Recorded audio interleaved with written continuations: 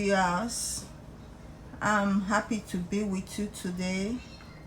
In this video I'm going to show you how to make a buttonhole without using a buttonhole foot. So you can use any machine that you have, whether blackhead, whitehead, whether industrial, any machine you have will do this. So you don't need to have a buttonhole foot before you can make a buttonhole. So if you are using this type of machine, Singer, Fashionista, or Brother machine, it has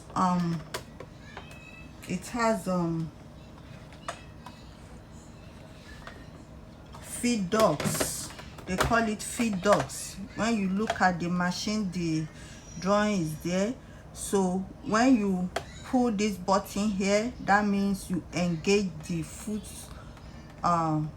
dog. When you push this way, you can see the effect it's having on the machine. It's make the foot dogs to go down. You can see the foot dog is above the line, is below the line. The foot dog is above the line. You engage it here, you disengage it here. So you can either disengage your foot dog or you leave it engaged. You leave it engaged. Then you use the free motion techniques. And this is my buttonhole placket. I've already made the dress, so I want to put the buttonhole in it. So this is the button I want to use. So to know the size of the buttonhole you are going to stitch, you're going to place it on the fabric like this. Then you chalk it at the upper side and at the lower side, and you draw a straight line in the middle of the boundary, and you let that one be your guideline. So now I'm going to put my my foot down, then lower my needle into the fabric and start sewing. So I'll be sewing, moving the fabric up and down until I'm satisfied with the amount of stitch. So you don't need to force it, just gently move it up and down this way. So when you are done with the number of stitches, you stop it, then you pivot. That means you go to the other side just like a boss. You are going to stitch just like a boss. A straight line this way, another straight line this way. You're going to block it at the upper side and at the lower side. That is what you just need to do. So I'm going to stitch another straight line parallel to that one. I'm going to do the same thing like a free motion, moving it up and down gently. So this the straight line. I hope you can see it. You can see this, the two straight line. So I'm going to block it at the upper side and the lower side. So I'm going to use the same free motion stitch to block it on the upper side and the lower side. So I'm going to do the same thing.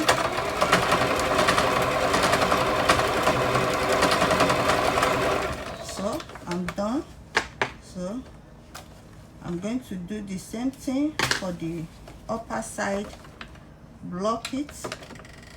It's just like a box.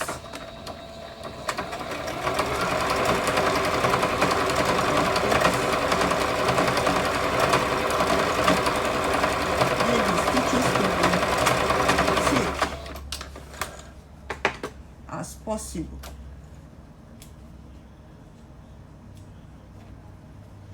So this is the box. This is the box I created. So now how do I open my buttonhole?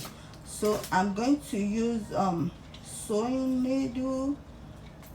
I'm going to use sewing needle, or if you can't find sewing needle, because sewing needle is a bit chunky,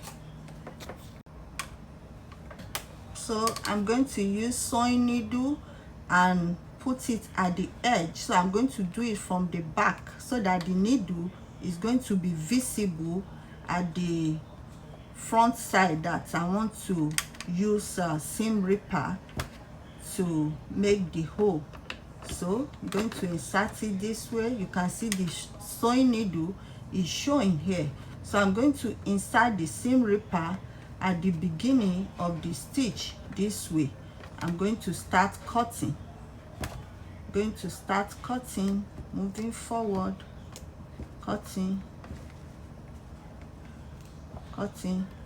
So the needle that I put will be like a stopper for me. It will help it will stop the seam ripper to stop ripping when it gets to that point, and that is where I want my buttonhole to end. So I'm going to do it gently, gradually. So it's there. The seam ripper has reached the end. The needle has stopped it. So I'm going to remove the needle. So my buttonhole is ready. This is my buttonhole. My buttonhole is ready. So I'm going to do the same thing for the rest of the buttonhole. I'm going to trim the excess thread on the buttonhole. So I'm going to do the same thing on the other one and show you the outcome of the button. Thank you for watching. So I want you to watch me the second time. I've put the fabric. I'm going to lower my needle down. I'm going to start stitching this way. It's like a free motion stitch. And you are the one controlling the stitches. You are doing the work of feed dogs, because feed dogs cannot do the up and down you're doing, so you're doing it yourself. So you're going to make a box,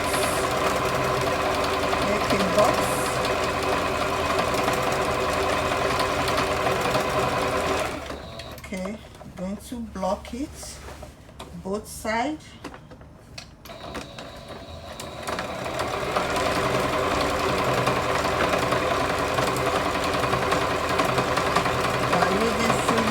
Stitch, going to block it at the end too.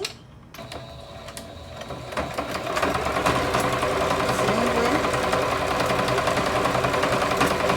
So it's done.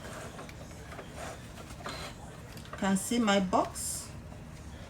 So I'm going to cut it open this time around with razor blade. So I'm going to put my needle from back this way, so that the needle is going to stop the cutting. When it gets to the needle, you can see the needle is showing at the edge. So I'm going to use a razor blade to start cutting.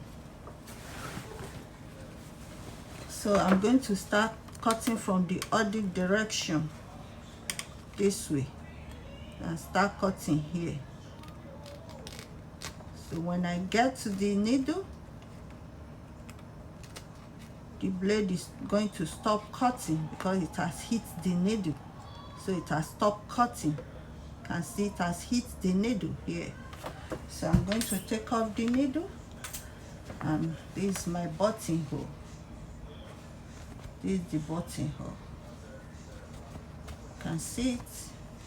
So I'll be back to show you the outcome. Let me fix the rest. I'll show you what I got. So this is the outcome of the buttonhole. You can see the buttonhole stand and the black card. You can see the concealed button cover. You can see how nicely it's done. So you don't need to have a buttonhole foot for you to be able to do your buttonhole, so that you can sew different style that has button. You can see how nicely it's looking. You can see it. You Can see how nicely it's looking. Can see it. This is the bottom placard cover. Can see how nicely it's looking. So we have a color stand here, color stand. These are our color stand, and these are our color 4. You can see how nicely they are looking. So viewers, thank you for watching. Stay tuned to my channel for more video. See you next time. Bye bye.